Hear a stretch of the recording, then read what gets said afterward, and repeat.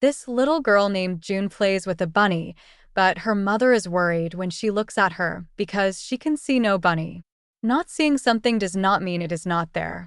One day, the mother dies suddenly in an accident, but when the daughter returns home to eat her birthday cake, her mother is waiting for her. The girl can't wait to make a wish, but at some point, she realizes that the mood is much heavier than it is supposed to be.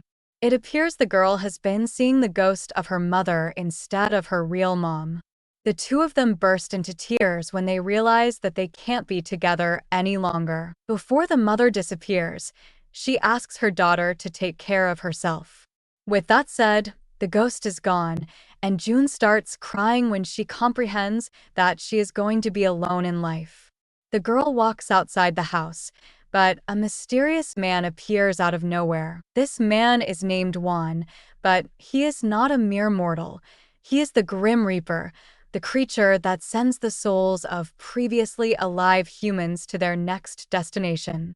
When the Grim Reaper sees the girl, he proclaims that the girl is not supposed to be alive. He recalls that he tried to kill her mother in the past while she was pregnant. Don't misunderstand the guy. It's just his divine job. He has to kill people when their number is up.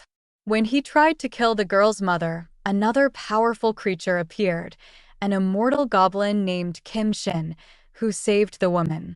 Back in the present, an all-knowing grandma appears, and she warns the Reaper to stay back. The Grim Reaper tells her to move because he has to do his job, but the grandma asks to see the papers, meaning the papers that prove it is the girl's time, and he has to take her. The Grim Reaper does not have any such papers, so he decides to go away for the moment, even though he tells the girl that he will be seeing her again. As the years go by, June becomes a lonely girl, and the other students think there is something off with her.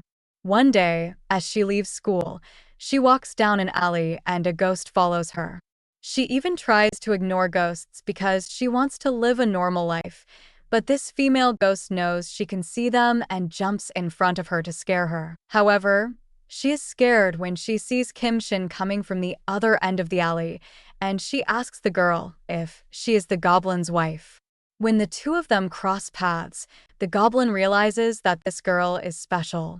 A flashback is triggered, and we now learn the goblin's story. Kim Shin was an army general who attended war after war because he loved his country and wanted to protect it.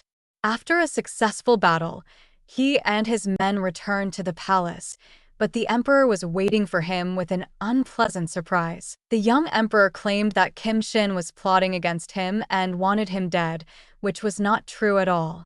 He ordered his soldiers to kill Kim Shin's men and his sister. Then they also killed Kim Shin himself.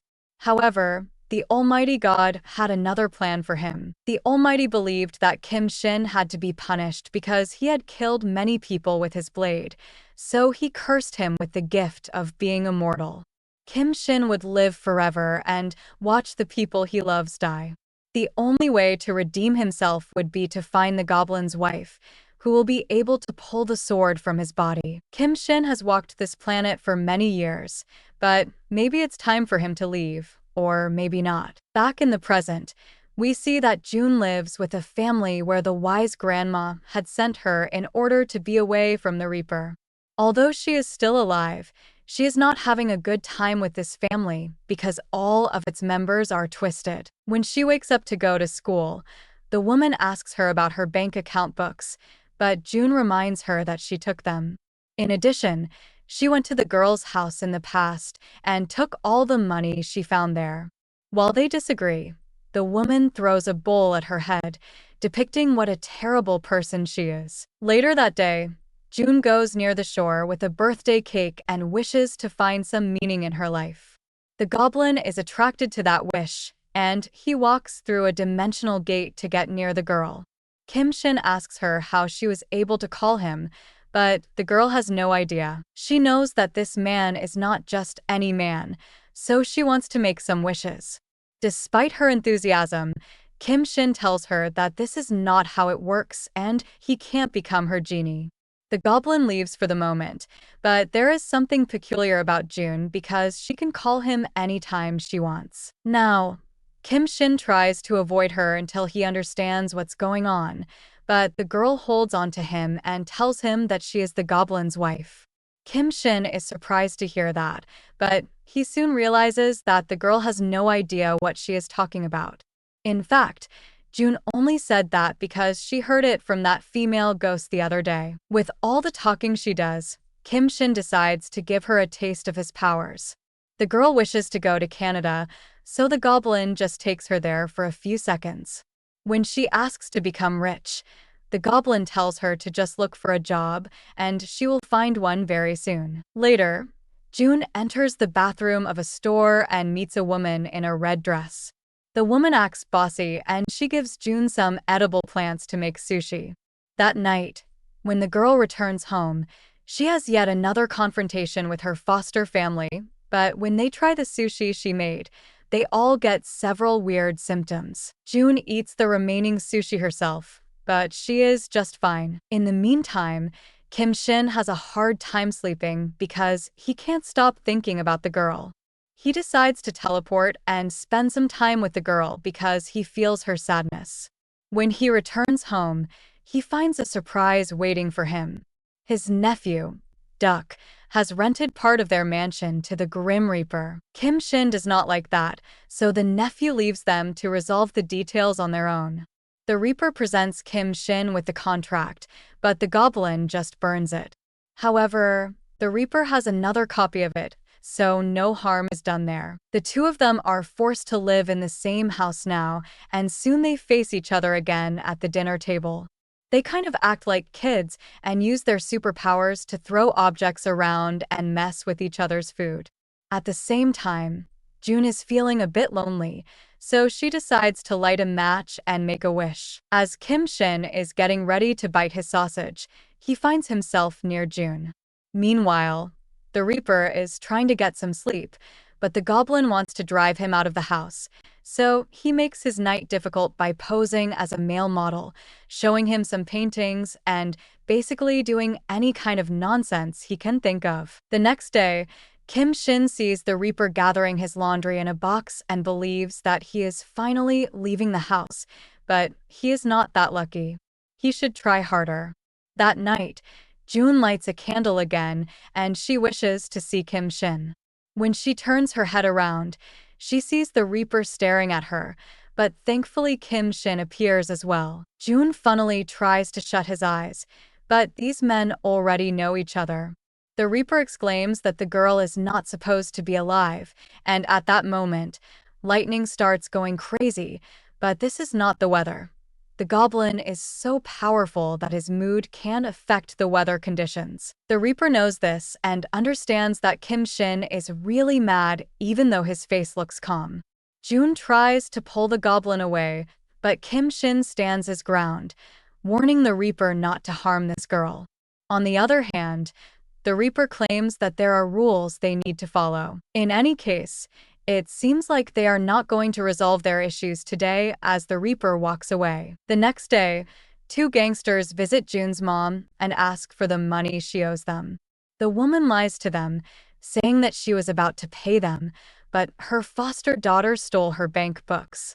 The two gangsters are thirsty to get their money, so they decide to abduct June. The girl tries to explain to them that her foster mom lied, but the gangsters are not hearing any of it. When one of them tries to light a cigarette, she uses that as an opportunity to blow out the flame and make a wish. As she struggles with the other gangster, a mark on her back is also activated. The lights go dark across the road, and the Goblin appears along with the Reaper, walking toward the stopped car. The gangsters try to run them over, but Kim Shin cuts the car in half using his blade. Then, the Reaper approaches the two gangsters and induces them into some kind of trance in order to tell them what they should do. He tells them that they had a big fight. The accident was caused by that exact fight. Even though they are going to survive, the two of them will never reconcile. After these incidents, June finds a job in the store of a woman named Sunny. Gradually, she spends more and more time with Kim Shin. When she gets the chance, she asks the Goblin about the sword he used to cut that car in half. Kim Shin says that he did not use a sword to provoke the girl, but June says she can see it. Indeed, Kim Shin is trapped with a sword in his chest. This is the same sword that he was killed with, but also the same sword he killed many of his enemies in battle. If he finds the goblin's wife and she pulls the sword out of him, he will finally be free from his immortality. However, the goblin does not reveal these details to her just yet. The next morning, the Reaper walks across a bridge and stops when he sees the woman in red who is just standing there selling some items. The woman shows him a few items, but she actually uses a mirror to guide his look at the place she wants him to look. The Reaper sees a green ring, and he takes a close look at it, almost shoving his face on it. All of a sudden, Sunny appears by his side and grabs the ring because she likes it and she wants to buy it. The Reaper does not utter a single word while a tear runs down his cheek. Sunny notices him and comments that this is a strange reaction for missing a ring. She tells him he can have it, but she wants something in return. She wants him to call her so they can go on a date. After clarifying that, Sunny gives him the ring along with her phone number. Meanwhile, Kim Shin stares at a portrait of the woman who was killed the same day as him, who is proved to be Sunny. That night, the Reaper stares at Sunny's phone number. We see the mark of her lips on the paper, and the Reaper recalls that Sunny kissed the letter when she gave him her phone number earlier. The next day, the protagonists see the woman in red on TV, which makes her presence even more mysterious. As the days go by, the Reaper is troubled with his flirting situation. He has been dead for a long time, and he has no idea how to act now. He considers giving Sunny a call, but he just can't get himself to do it. He even talks to Duck about it, but the young man is unable to convince him to make the call. The Reaper thinks about Sunny so much that he even imagines a world full of several versions of Sunny. Meanwhile, Sunny has been thinking about him as well. One day, she decides to stand on the bridge until she meets him. As soon as she sees him, Sunny scolds him for not giving her a call, and the two of them proceed to grab some coffee together. The Reaper is not very good at seduction, so he mostly keeps his head down and sips on his drink. Sunny wants to get the conversation started and asks him several questions, but the Reaper replies with just a few words. Sunny mentions that she doesn't even know his name, but the Reaper can't help her with that because he can't remember his name. When he returns home, he takes a seat next to the Goblin, who makes his own fantasies about June and himself. In the meantime, the girl uses a candle to wish to see him, and the Goblin teleports near her. While the two of them stroll around the city, she even wants him to grant her a wish, which is to find a boyfriend. Kim Shin remains silent at that request, but the two of them spend more time together. As the Goblin takes her to several places while they play around and the Goblin pays more attention to her, he feels like his passion for life is rekindled. Later, June is walking across the street when her headphones start giving her some static noise. She removes her headphones and realizes that a female ghost is approaching her. She tries to avoid it, but the ghost tells her that she just needs her help with a simple task. She died today, and her mother has not visited the house she rented yet. She wants June to go there and just fill the fridge with stuff. Her mother will be happy to see this because she always told her to look after herself. June even decides to help the ghost. She visits her apartment, organizes it, and fills the fridge. Later, the ghost's mother visits the place and sees that everything is organized. The ghost is moved to see her mother crying, but now she can move on without any regrets. Then, Kim Shin visits June, and she complains to him that he did not fulfill her wish about getting a boyfriend. The Goblin says he is her boyfriend, but June doesn't feel like it, so she wants him to prove it by allowing her to move into his house. Kim Shin agrees and takes her to the house, where they find the Grim Reaper taking the trash out. When they show the girl around, she tells them she wants to stay in Kim Shin's room, so the Goblin gets his stuff and proceeds to sleep in the Reaper's room. Before they sleep, the two immortal beings have a talk about God. The goblin says he saw God when he died, and God was just a butterfly. The next morning, the three of them have breakfast together. The Reaper and the Goblin get involved in a funny confrontation, and they use their mental capacities to control two knives. June interrupts them and writes some rules they have to follow around the kitchen. Later, Duck buys two smartphones for his uncle and the Reaper. Kim Shin tries to figure out how he can video call others, while Won writes Sunny's phone number and saves it as a contact. June comes up with a new strategy to get closer to Kim Shin, making him jealous. When she gets in the living room, she starts folding some towels with the Reaper and pretends that she is having a great time. As they do, the Reaper asks her if she knows any male names that women like. The Goblin notices them having fun and gets jealous. He grabs a Renaissance painting and starts narrating its true story, hoping to impress June. However, nobody cares about what he's saying. The Goblin and June end up screaming at one another because the girl can't understand his weird behavior. As for the Reaper, he is still struggling to make up his mind about whether he should call Sunny or not. The answer to that will come the next morning when the Goblin gets the phone out of his hands and calls Sunny. The Reaper is not ready, but Kim Shin sticks the phone on his ear. One knocks it out of the Goblin's hands, and he stops time. The flames burning on the candles freeze, and the clock stops. The Reaper walks to his phone, which is floating in the air, and rehearses several ways to talk to Sunny. The Goblin is not frozen like everything else, and tells the Reaper that he is ready to do this. After restoring time to normal, the Reaper makes the phone call and arranges to meet Sunny. Duck accompanies him to make things less awkward, but he sabotages the Reaper because he gets all the attention. The Reaper decides to take action and tells Duck to get up and leave. Then he tells Sunny's friend the same thing. Finally, he tells Sunny to forget what he just said. In the meantime, Kim Shin and June are inside the house, and they decide to do something fun. The Goblin teleports her to Quebec, Canada, and they visit a restaurant. As soon as they enter, the Goblin has a vision, and he sees June being older. She is talking to somebody on the phone while she also sees somebody approaching her table. She calls this person President. The Goblin sits down as he comments that June is going to live well after his death. A tear runs down the Goblin's cheek while he considers how he is going to disappear from life. The next day, June wants to have a talk with him and reveals that she did some research on him.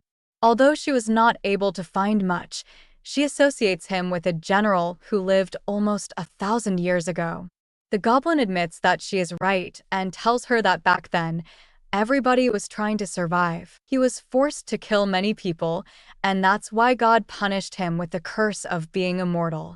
June asks him not to think about immortality as a curse because he is so powerful that he has assisted many people.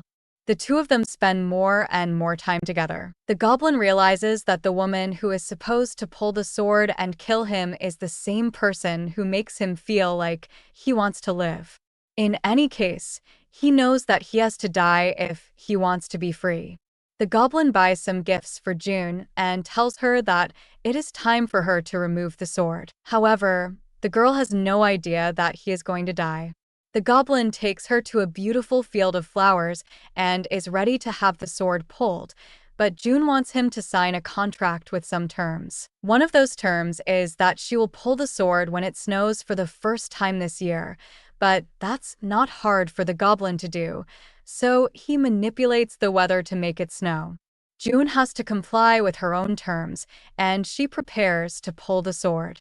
She tries to grab it, but her hands slip right through it. She tries once more, but the result is just the same. June reminds the Goblin that he told her it would not be her fault if something went wrong. She approaches him in a playful way, and the two of them kiss for the first time. The next morning, June goes to college and sees a bunch of guys playing. At some point, a ball travels toward her and is about to hit her head, but one of the baseball players grabs the ball before this happens. June is impressed when she sees this guy. However, she is not just impressed because he is handsome, but because the two of them have known each other since primary school. They spend a couple of moments catching up, and the baseball player, Tae-hee, plays with her hair just like he played with it when they were kids. The thing is, the goblin is watching them, and he feels jealous when he sees Tae-hee doing this. His jealousy reflects on the weather, and the goblin discusses the matter with the Reaper when he returns home. The Reaper asks him to relax because he is overreacting, but the goblin makes another move. The next morning, he hits the locker room of the baseball team and starts asking around about Tae-hee. When the young man appears, he proclaims that he knows Kim Shin. He also comments that he has not aged at all. A flashback takes us back in time to a random meeting between these two. They were in a playground, and they were hitting some baseballs, which means that Tae-hee loved the sport from a young age. On the other hand, the goblin was not very good at the sport. The boy noticed this and told the goblin that he had to sway his hips another way. Following the kid's advice, Kim Shin was able to hit several balls. Back in the present, the goblin tries to figure out how to deal with these new emotions. Even though he has lived for thousands of years, he has never felt this way before. He tries to call June, but the girl tells him she is busy and hangs up, which makes him even more jealous. What if she is with Tae-hee? The goblin decides to investigate, and he corners the ghosts that lurk around his girlfriend. The ghosts give him all the information he needs, and the goblin finds June singing at an audition. Needless to say, she's very good. Right after, the two of them walk toward home, and the goblin's emotions about the girl keep growing. When they hug, Kim Shin starts experiencing tremendous pain as if the sword is hurting him. She sees the sword and realizes that now she can grab it. She grabs the sword's handle with her arms and gradually pulls it out. That causes the goblin some pain, but he also knows that he is going to die if she pulls it out. Instinctively, Kim Shin pushes June and sends her flying in the air. He teleports himself behind her in order to save her, and they crash on a large truck, which unleashes a massive wave of energy. Several cars absorb the impact of this energy wave, and the place turns into a mess. Kim Shin takes her back home and apologizes to her about what happened. June forgives him and tells him that she is going to be fine. She cares about him, and the only thing she was trying to do was to help him because she thought the sword was hurting him. That night, the goblin sees a strange vision. In his vision, he drops June off at the bus station, and she enters the bus. In the meantime, a thief speeds with his bicycle, but he slips and ends up in the middle of the road. A car hits the robber and sends him flying in the air. A bigger accident is caused, and the bus carrying June along with other passengers is flipped over, resulting in 22 people dying. Miraculously, his vision starts unfolding the very next morning. The goblin drops June at the bus station and then hurries to buy all of the socks from a merchant because that's the stand that will cause the thief to slip with his bike. To make sure that nothing bad is going to happen, Kim Shin intercepts the thief on his own. The thief tries to intimidate him and pulls his knife out, but the goblin uses his powers to twist the robber's hand and make him drop the knife. As he does, the bus drives right next to them safely. In the meantime, the Reaper and his Reaper students have been waiting for the bus because they have a big list of names they are supposed to harvest. However, the bus arrives safely at its destination. The Reaper sees June inside the bus and suspects that the goblin has something to do with this. Indeed, the goblin appears and gives him a funny look, indicating that they are not going to get any victims from this incident. Later, Duck accidentally shows the Reaper a portrait of the goblin's sister, which makes one cry. The Reaper holds his heart while he cries because he has no memories of his past lives. However, he is able to feel strong emotions for this particular woman. Duck informs his uncle about this, and the goblin proceeds to ask one. The Reaper replies that he has no idea what is going on because he has no memories. Then, he goes out on a date with Sunny and apologizes to her for not having a business card, something that she had asked of him during their previous date. While they are on their date, the goblin is writing a scroll. On the scroll, He writes the name Wang. While this is happening, the Reaper is hurting, so he decides to induce Sunny in a trance and tells her to forget they met tonight. Later, the Goblin meets with the woman in red, whom we've seen several times. In reality, this woman is God. She tells Kim Shin that he needs to die, or else the girl is going to die soon. She is a special case, which means she was not supposed to be born. If Kim Shin does not die, then the girl will have to die. Several incidents will happen around her, increasing in intensity and frequency until she is dead. At the same time, June is asking what will really happen if she pulls the sword out of her boyfriend's body. So the Reaper reveals the truth. He tells her that he is going to die. The girl exclaims that she can't kill her boyfriend, but things here are a bit more complicated than that because the Goblin supposedly wants to die to be liberated. June decides to get a job in another city far away from Kim Shin, but soon an accident happens while she closes up the store she works in. It seems like the universe is hunting her down. In the meantime, Juan tells the Goblin that he has received one of his special cards with June's name written on it. The names of the people on these particular cards signal that the person has to die. The Goblin tries to use his powers to find June while his mind is busy with thoughts of the meeting he had with God. Eventually, Kim Shin finds his girlfriend and takes her back home. He even brings about 10 doctors to make sure she is fine. Then, the two of them spend some time together in an Arctic scenery, and June agrees not to run away again. When they are back in the city, they arrange something like a double date with Sunny and the Reaper. The dinner is a bit awkward. The Goblin tries to break the silence, but everything he says makes Sunny angry. As for the Reaper, he doesn't say much, which makes Sunny angrier. When the Reaper asks to get 2 beers, Sunny takes him outside for a talk. While they converse, the Reaper says her real name, and Sunny wonders how he knows it since she never told him her real name. The Reaper knows her full name from their previous date when he was feeling pain and ordered Sunny to forget they met. Sunny has him against the corner, and the Reaper turns around to leave, but the woman grabs his hand to hold him in place. The sensation of her touch awakens some strange emotions inside the Reaper, who sees a vision of Kim Shin's sister from 1,000 years ago. Later, the Reaper contemplates the event. He recalls that he started crying when he saw Sunny for the first time, and he also started crying when he saw the scroll depicting Kim Shin's sister. Could Sunny be a reincarnation of the Goblin's sister?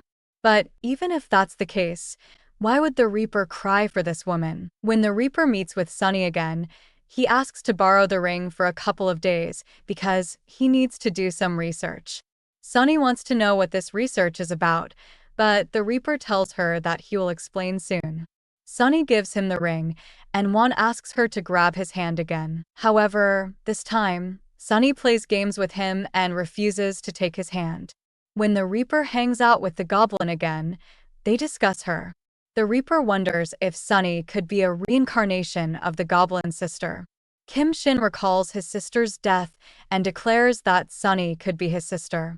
That would not be against any cosmic rule. He remembers when he saw Sunny for the first time and how he felt a strange sensation about her. When the Goblin sees her again, he runs to hug Sunny and actually tells her that he is her brother. Sunny can't believe any of that, and Juan pulls the Goblin back. Eventually, Sunny kicks them both out of her place. Over the following days, Kim Shin is very close to Sunny, and he buys her various gifts. However, Sunny does not like anything he buys for her because her taste is different. The Goblin relies on what his sister used to like 1,000 years ago, but today's Sunny is a completely different person. Since Sunny does not believe him, the Goblin takes her back home to show her the scroll. The Goblin narrates their story in more detail. 1,000 years ago, he was a warrior. He fought against barbarians to keep his country safe, but the king of the country was young and his mind was poisoned by one of his advisors. The advisor convinced him that the people loved Kim Shin more than him. Each time he returned victorious from battle, the king was in love with his sister, but he still told her that she had to pick sides. She would either be with the king or her brother. She could not be an ally to both of them. Although Sunny feels strange about these revelations, this is too much to believe. That night, the Reaper visits her store and drops the ring on the table. When Sunny comes in, he decides to become invisible and observes Sunny while she moves around the store. Sunny prepares to leave, but she comes back at the last minute. She waves her hand and is able to hit the Reaper, who now becomes visible. Sunny is surprised but also realizes that there is more to this world than human perception can catch. Later, one shows another card to Kim Shin, but the Goblin can see nothing. This is yet another one of those special cards, and it's natural for the Goblin to be unable to see the name written on it because these cards are only meant to be seen by the Reaper. In any case, one lets him know that June's name is written on it, which means that they have to be careful. The Goblin recalls once more the conversation he had with God and believes that he should tell June about it. The Goblin sits down and tells her the truth about everything. The universe is out to get June because the two of them can't coexist. One of them has to die. If the Goblin does not die, then June will face death by defeat. Everything bad that has happened to her till now has been a part of this rule. Naturally, June starts crying when she hears that she can't be with her boyfriend. She tries to come up with several plans, but none of them are efficient because the best-case scenario would be for both of them to stay alive. The next morning, June is approached by two of the ghosts following her. One of them tells her that she was killed by her husband and she will not be able to move on unless she gets some closure. That night, June follows the ghost's instructions and finds the husband. She asks to have a private conversation with him outside the office, and their discussion reveals that the man is a bad person. But the more details the ghost tells June, the more the man wants to kill the girl. Since she knows the truth about him, it's better to get rid of her. At that moment, June lights a lighter and then blows it, wishing for the Goblin to appear. The Goblin hears her wish and appears to save her. After teaching the man a lesson, the Goblin drops him off in front of a police station and orders him to give himself in. When June returns to work, she has an unexpected visit from a ghost. However, this is not just any ghost. This is Jun Hyun, the king's advisor from 1,000 years ago. Jun Hyun extends his arm to grab the girl, but June pretends she is not intimidated by him and asks all the present ghosts to leave because she has to work. The next day, Duck meets with a woman in red, and it is revealed that he is God. He waits for Kim Shin and the Reaper at a nightclub but creates an energy field around him so they can't approach him. God begins with Kim Shin, telling him that he allowed him to meet the Goblin's bride because he wants to give him the chance to die. Nonetheless, the Goblin is wasting this opportunity. Then, he addresses the Reaper and tells him that he has to decide what he wants. Does he want to know the full story of his past, or does he prefer to allow the past to stay buried? After scolding them both, God leaves Duck's body in the form of dozens of butterflies, revealing that Duck is not God, but was rather possessed by him. Meanwhile, Jun Hyun visits June again, but this time he decides to make a huge revelation. He tells the girl that the Reaper is the Goblin's fatal enemy. Today, they are living together as if nothing happened in the past because they have no idea, but one killed the Goblin's sister along with everyone else he loved. June is shocked to hear this and meets with Wan to ask him about it. The Reaper admits that he was the king 1,000 years ago, although he can't remember all the details vividly. The Reaper meets with Sunny next and kisses her, which triggers his memories to return to him. Now, he is able to recall that he gave the green ring to Kim Shin's sister in order to make her his queen and asked her to betray her brother. Sunny gets the same memories, and both of them are devastated. Considering that Sunny might not want to see him again, the Reaper asks her to be safe and wishes her to find a happy ending. The next morning, Sunny also meets with Kim Shin and apologizes to him because she was unable to protect him. They embrace one another as they come to terms with their past mistakes. Soon, Kim Shin learns about Jun Hyun and manages to find him. The ghost speaks a lot, and the goblin comments that speaking is the only thing Jun Hyun can do. Kim Shin uses his sword to terminate the ghost, but the blade passes right through him. Jun Hyun is happy to stay alive and comments that this sword can't kill him because it is made of water. Right next, Kim Shin meets with Won and grabs him by his throat. Won proclaims that he remembers everything, and he asks the goblin to kill him. On the other hand, Kim Shin tells him that he deserves to get his memories back and be tortured by them. Killing him would be the easy way out. Then, the goblin asks June to prepare her stuff because this house is not safe for her anymore. Elsewhere, the Reaper also has a meeting with Jun Hyun. As it appears, the Reaper has been looking for this ghost for 20 years. Although one grabs his former advisor by his throat, the ghost is able to escape. The next morning, June meets with Sunny, who tells her that she needs to stop seeing Won even though she likes him a lot. At the same time, Won is visited by two immortal beings from the Reaper Investigation Department.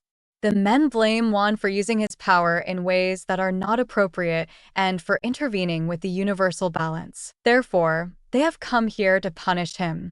The men give him full access to his memories in order to make him suffer. As it is explained, only people who commit terrible sins become Reapers. The flashback now shows us how Won's story continued after he killed Kim Shin and his sister. The king was feeling lots of pain and decided to commit the unthinkable. That same night, Jun Hyun decides to attack Sunny and June, but the young woman puts her body in the way. The marking she has on the backside of her shoulder activates and pushes the ghost away, but after this incident, the marking disappears. As time goes by, the characters try to make amends with their pasts. Sunny meets with Won to give him the green ring, while June has a good time with her boyfriend. However, the good mood is ruined soon as Jun Hyun finds June alone and attacks her. The girl is almost killed, but she manages to light her lighter and blow it, wishing for the goblin to appear. Kim Shin pushes the ghost back, but June grabs his blade and tries to impale herself with it. Kim Shin makes the blade disappear, but the girl explains to him that she has understood the ghost's plan. Despite her warning, it is too late, and the ghost possesses the girl. Now, Jun Hyun has leverage on Kim Shin because he can stop the girl's heart. Using the girl's body, he grabs the sword and starts pulling it out of the goblin, but then the Reaper appears to turn the tables on the ghost. The previous time they met, the Reaper did not know the ghost's name, which is necessary for a Reaper in order to collect a soul. But now that one has gotten all of his memories back, he knows it. He calls Jun Hyun's name, and the spirit is pulled out of June. However, the goblin keeps the girl's hands on the sword, and he decides to pull it out. When the sword is pulled out, it turns into a sword of fire, which the goblin uses to kill Jun Hyun. Won watches his friend with tears in his eyes because they both know that he is going to die now. June runs near him to hug her boyfriend while Kim Shin tries to calm her down. He says that he will ask God to allow him to come back to life during the first snowfall of this year. When Kim Shin dies, everybody is affected by the aftermath of his extinction. Every memory of Kim Shin disappears from every person who has ever met him. June rushes to grab her notebook in order to write about her boyfriend in as much detail as she can before she loses all memories of him. As for Kim Shin, his soul is transferred to a place of eternal snow. All he can do there is walk. Sometimes he even walks backward in order to trace how many steps he has made. In that place, there is nothing the goblin can do. He can only hope God will forgive his sins and allow him to go back to the woman he loves. Many years later, June is a grown woman and she works in a radio station. Sometimes she reads her notebook, trying to decode the words she has written in it. Other times, she touches a unique necklace she is wearing and tries to remember how she got it. Even in his resting place, Kim Shin still carries that page from the contract June had written about them. Soon, The conditions are just right for Kim Shin to return to Earth. June has her birthday, and she blows a candle on her cake, making a wish while it snows. Kim Shin is pulled out of his resting place, and he appears next to her. He talks to her, but June has no idea who he is. Regardless, Kim Shin tells her that he is glad she is fine. Of course, he is not going to give up, and his plan is about to unfold. Then, he proceeds to see the rest of his friends and family members, but only the Reaper recognizes him because he is not human. The two of them spend some time together, and the Reaper informs him about some new information he has uncovered. Apparently, there is a process to becoming a Reaper. One has been a Reaper for just 300 years, even though the two of them died approximately during the same era. But the process for people who commit great sins also involves being tortured in hell for several years. After that period of torture is completed, a Reaper can choose if they want to lose their memories or not. Of course, most of the Reapers choose to lose their memories because they can't take any more torment. The next day, we get to spend some time with June inside her work environment within the radio station. There, we realize that her superior is a mean man, and he makes her life hell. He enjoys yelling at his employees if they do not perform the tasks he gives them the way he wants them to. But suddenly, it starts snowing outside even though it is not the right season for that to happen. June walks outside and looks at the snow with amusement. She also sees Kim Shin, who is just standing there and staring at her, trying to give her a subtle clue about the kind of environment they use to enjoy together. Later, June spends some time in a cafeteria and works on her computer. When she sees the candle on the table, she decides to put its flame out and blows it. Right then, Kim Shin appears out of nowhere, which is unexplainable to her. As for Kim Shin, he is not rich anymore and asks the Reaper if they can find some gold to sell. The Reaper informs him that gold has serial numbers on it nowadays, and it will be hard for him to get rich that way. But Kim Shin has a backup plan, and he visits his company's former CEO and duck. The thing is, none of them recognize him. Kim Shin asks the current CEO to open the former CEO's will and read it. The current CEO does exactly that, and the will states that the money produced by the company belongs to Kim Shin. However, he has to prove himself in case somebody tries to impersonate him. The way to prove himself is by emanating an energy wave around his body. Even though that sounds a bit absurd, Kim Shin shows his energy, and the CEO is convinced this is the man the will is talking about. In the meantime, June's boss continues to be mean to her. Later, she even spends some time at the library, but Kim Shin appears out of nowhere to keep her company. He is dedicated to showing her that the two of them know each other, but first he has to take care of his girlfriend's work environment. Kim Shin buys the radio station and makes June the boss of her department. Then, June receives a letter from Canada, which prompts her to check on the notes she has written down in her own notebook. She can't make any sense of those notes, so she decides to travel to Canada and find out why that country is so important to Kim Shin. The woman also thinks about her passport. According to the note, she has been in Canada before, but she does not have a passport. This is the first time she is going to visit that country. Soon, June arrives in Canada and checks into a hotel. She has a brief talk with the clerk, trying to figure out if the letter she received was indeed sent from this hotel. Although the hostess has no possible way of knowing who sent the letter, she tells June that the stamp on the letter represents their hotel. Therefore, this letter must have been sent from here. Later, June walks through the streets of Quebec, Canada, but a woman selling some jewelry stops her when she sees her necklace. June wonders how this woman knows her, but the designer replies that she does not know June. Instead, she knows the necklace she is wearing because it is custom-made and she is the one who designed it. Indeed, a flashback shows us that Kim Shin had approached this woman with a design he made and asked her to create this necklace. As it appears, Kim Shin has had a plan all along since the time he had that vision of June sitting in a restaurant and waiting for a man she called President. Kim Shin makes his next move and teleports to Canada. Of course, he can't directly tell her that she is the Goblin's bride, so he tries to give her subtle clues to lead her there. For example, he takes her to a park where June can see those red leaves she used to like. June can't get her mind to stop thinking about the weird feelings she is experiencing inside. At some point, she sees Kim Shin waiting for her on a bench right outside her hotel room and approaches him to ask him if he is a stalker. Kim Shin convinces her that he is not, and the two of them visit the restaurant they had visited in the past. While June is sitting at the table, she is on the phone with Sunny, but soon tells her that she has to go. As soon as she realizes that Kim Shin is standing behind her, she turns around to say hi and calls him President. But why? That's because Kim Shin bought the radio station and it belongs to him now. The circle completes itself, and the Goblin's vision comes true. In fact, we can conclude that Kim Shin had seen their entire future together, and that's why he knew what to do.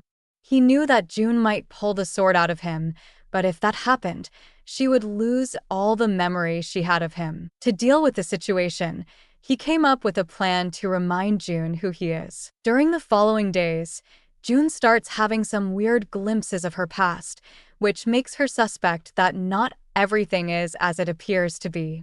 She even visits Kim Shin's grave and realizes that this man should be dead, but why is he not? June takes some time alone, but everything changes when she grabs her favorite leaf in her hands and remembers everything that has happened in the past. She knows that the Goblin is her boyfriend, and she runs around the city to find him. At some point, she sees a candle and knows exactly what to do. She blows the candle, wishing for her boyfriend to appear. Kim Shin comes immediately, and he grabs his girlfriend to kiss her. In the meantime, Sunny pretends to have lost all memories of the Reaper, but she can't cope with it anymore because one hangs around her. Sunny decides to have a talk with him and tells him the truth. However, they can't be together because of what he did in the past. Although she loves him, their fate should be separate. So Sunny tells him that she is going to leave the city and asks one not to follow her and not to look for her. As the years go by, Kim Shin and June live a happy life, while Won spends his days being miserable and alone. One day, though, Won receives a card with several children's names written on it, but as he randomly greets June on the road, the names of those children disappear from the cards.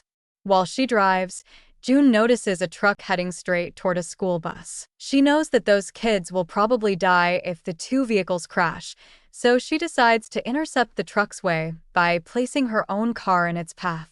The truck hits her car and June dies. One has to do his job, but June asks him about something she's heard of, that humans have 4 lives. If this is true, how many more lives does she have to reincarnate? The Reaper replies that the rumors are true, and June has only lived 1 life before. Before he sends her off, the Goblin appears to greet his girlfriend goodbye before she crosses the door to the next plane of existence. June tells her boyfriend to wait for her, because they might meet again. 30 more years go by, and the Reaper receives some news. First, his sins have been paid off, and now he can die. Second, Sunny has died. Won does his job one last time and decides to cross the door with Sunny. The Goblin continues to live, hoping that God will give all of them a second chance to live happy lives. Fortunately, his wishes are heard, and he sees that Won and Sunny have been reincarnated as 2 actors who fall in love with one another. As for himself, June finally reincarnates and looks exactly as she looked during her previous lifetime. She meets with Kim Shin, and she can remember everything because she never drank the tea that the Reaper offered her. With their pasts washed off and their sins forgiven, they are free to live a happy life.